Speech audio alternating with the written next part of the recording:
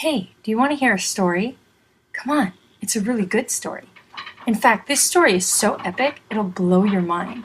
And the best thing about this story, it's true. It's a true story. What? You love true stories? So do I. So come on, if you give me a few minutes, I'll tell you a story that will change your life forever. Okay, so this story starts a really long time ago, back when there were only two people on the entire planet. Their names were Adam and Eve, and God made them. He loved them so much, He gave them everything they needed.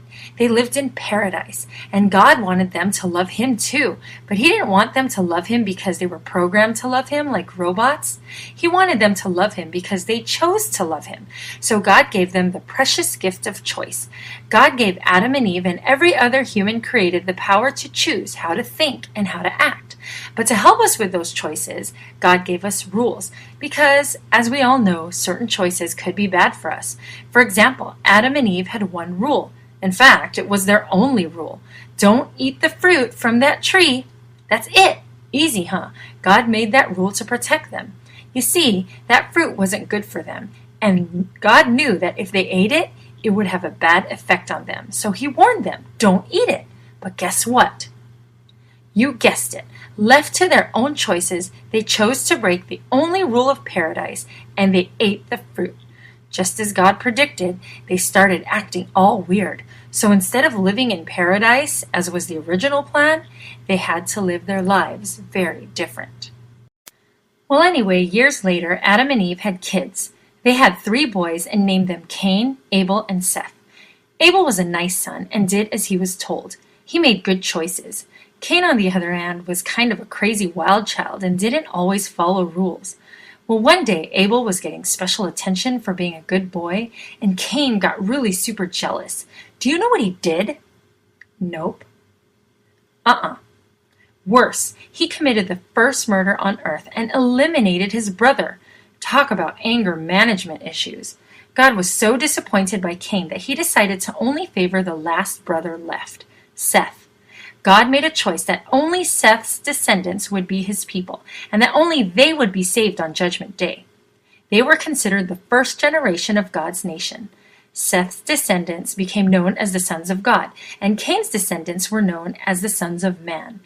The sons of God were given a new rule, and it was this: do not intermarry with the sons of man. Do you think they followed that rule? Unfortunately, they made the choice to not follow the rule. They were like, oh, but those daughters of man are so beautiful. So they ignored God's rule because of a pretty face. And once again, God was disappointed. When He looked down on earth, the Lord saw how great the wickedness of the human race had become on the earth, and that every inclination of the thoughts of the human heart was only evil all the time. The Lord regretted that He had made human beings on the earth, and His heart was deeply troubled. So the Lord said, I will wipe away from the face of the earth the human race I have created, and with them the animals, the birds, and the creatures that move along the ground, for I regret that I have made them. But then God saw something good in the heart of this guy named Noah, and decided that He would save Noah and give human beings another chance. And as you all know, Noah made an ark and there was a flood. The only things saved were 2 of each kind of animal, along with his wife, 3 sons, and 3 daughter-in-laws.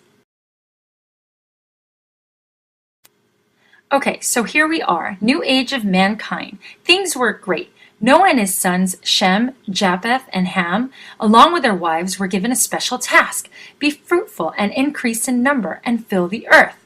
However, instead of scattering and filling the earth like they were supposed to, they stayed and built a city with a tall tower as a monument to their own greatness and to prevent themselves from scattering. Isn't that crazy? God saves them from total wipeout destruction, and in return He asks that they fill the earth and multiply. Instead, they build a tower.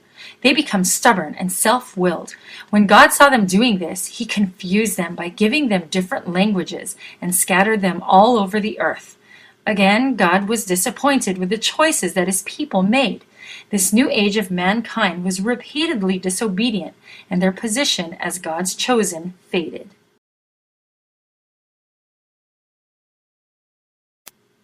No, none of that anymore. God promised Noah that he would never use a global flood to wipe out creation again. God had another plan. Several years down the line, God notices something amazing in one of Shem's descendants. Remember, he was one of Noah's sons. Anyway, there's this guy whose name is Abram. Eventually, his name changes to Abraham, and he was such a good man, super kind-hearted, had total faith in God, and was super obedient to God's will. Abraham earned God's deep love, and God made a promise to him. God told him that he would make his name great, and that Abraham would be a father to many nations, and that this nation would be God's chosen people to be saved on Judgment Day. That nation was Israel. So, are you getting this? The first group set apart by God to be his own people were whom? Yes, but then what happened to them? Yes, and then there's a wipeout flood, but who gets set apart to be saved? Awesome, but what did they do? That's right, they did not trust God's plan and scatter like he wanted them to, so they got confusing languages. Next. Yes, God set apart for himself another group of people, starting with Abraham. Abraham had Isaac, Isaac had Jacob, and then Jacob had 12 sons, so on and so forth, and then bam, the nation of Israel. And this was God's beloved chosen nation.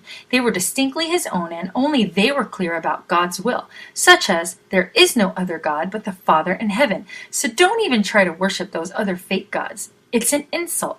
Paganism is a big no-no. Idol worship is not acceptable. When everybody else had like 100 gods, one for rain, one for plants, one for love, the nation of Israel knew there was only one true God. Israel was indeed special to God, and because of God's promise to Abraham, they were in line to receive God's blessings. Like this one time, to get away from some mean Egyptians, God split open the Red Sea so they could cross it.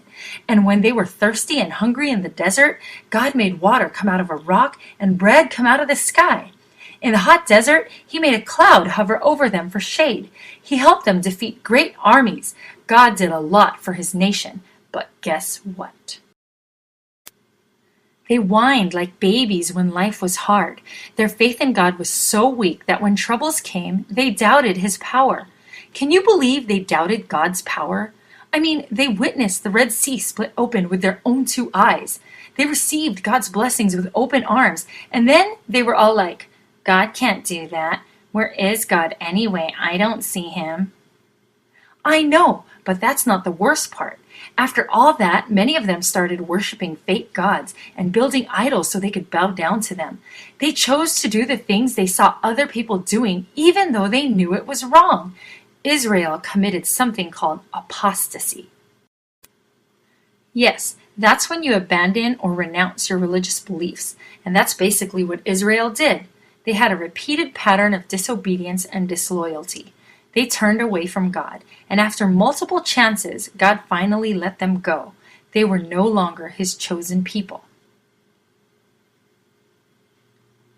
Of course, a promise is a promise, and God never goes back on his word. So God didn't let them go entirely. He saved what he called a remnant seed for himself, and he said that only this remnant seed would be saved. To make a long story short, the remnant seed is Jesus Christ. He comes from a long line of Abraham's descendants. Basically, he is described in the Bible as the only man who never committed sin. For real, like never. Even when people were hating on him, he never committed sin. He just entrusted everything to God and let go of anger, jealousy, or hate, stuff like that. He was amazing.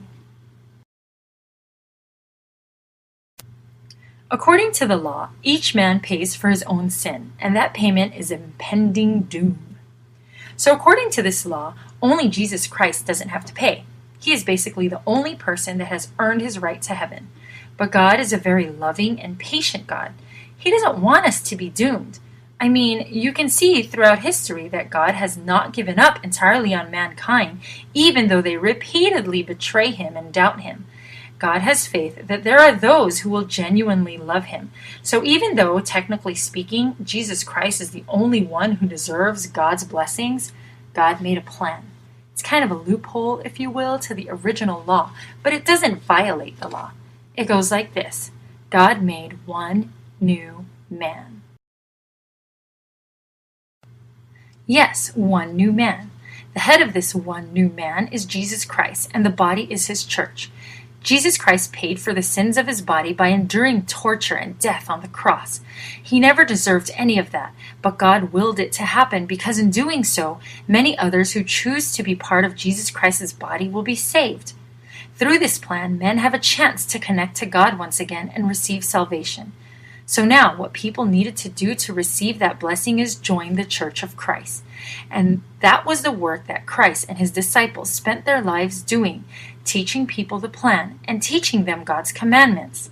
This is known as the Christian era. Yes, many people believed in Christ and joined his church. Christ taught them all about God's commandments. He told them that the only way to be part of God's nation is to be part of Abraham's remnant seed, which is Christ. So many entered his body, or the Church of Christ. He taught them that there is only one true God, the Father in heaven, and that paganism, or the belief in many gods, is wrong. He taught them about loving each other. He taught them to trust in God above all and to be obedient to his laws. For as long as Jesus Christ and the apostles were alive, God's nation grew, and people learned how to truly worship him. Well, before Christ died, he warned his apostles that false prophets will arise and lead many astray. He warned them to be careful and to take care of his church. So after he died, the apostles worked hard to take care of the Church of Christ and make sure that its members stayed true to the faith. They constantly taught the members and warned them. There were so many warnings about false prophets, about how they would teach a different Jesus, different than the one they were teaching, and how they would teach doctrines of man rather than doctrines of God. And just like they said it would happen, it happened. False teachers started to pop up. The apostles resisted them, but they were killed one by one because of their devotion to Christ. After the death of the apostles, the church fell into the hands of a new leadership, and this new leadership gave in easily to false doctrines. In fact, it gave in to political schemes as well. And just like God's chosen people before them, yes, they apostatized. Some refuse to believe that they apostatized because there is an account for the successive leaders of the church after the apostles until now. But there is nothing the same about the Church of Christ during the time of Christ and what it evolved into. Not the same name and not the same teachings. They abandoned those religious beliefs for sure, which is the definition of apostasy. Well, here's an example. A few hundred years after the death of the apostles, there was a meeting of the church leaders. It was sponsored by Emperor Constantine I, and at that meeting they decided that Christ is now God, even though Christ nor the apostles ever taught that. In fact, they taught that there is no other God but the Father in heaven. I know, and just one more. You know how Christ taught us not to buy into pagan beliefs and customs? Yes, well, certain pagan customs became adopted into Christianity, such as Christmas. Its roots are in a pagan festival celebrating a pagan sun god. It was something Roman pagans did on December 25th. In an effort to convert the pagans into Christianity, the church proclaimed that December 25th is now Jesus Christ's birthday, and the way it was celebrated was the same as the celebration of the pagan sun god. This was never practiced nor taught during the time of Christ and his apostles. There are many more alterations to the original doctrines that Christ taught. Drastic changes were made for political and selfish reasons. There was a reason why Christ and the apostles felt it absolutely necessary to warn Christians of false teachers preaching doctrines of man rather than of God. And the Christians that tried to stay true to the original teachings were put to death or exiled. So you know what this means, right? God's presence with the first century Church of Christ faded. Well, what do you think happened next? A. God is so fed up with mankind that he turned his back on us forever. Basically, we are just waiting for our impending doom. B. None of it matters anymore. God's rules don't apply anymore. Just be a good person and God will show mercy on us, even if we believe in false teachings or believe in no God at all. Or C. God has not given up on mankind. He has a last work of salvation for his people in these last days. Before we answer that question, let's do a quick review. Who was the first chosen people of God? Why were they abandoned by God?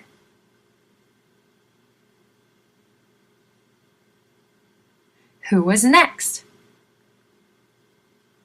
What was he saved from? Did Noah's family always trust God, or did they become self-willed and stubborn? What did they do instead of scattering? Who was God's next chosen? But what did Israel do? After Israel, who was God's chosen?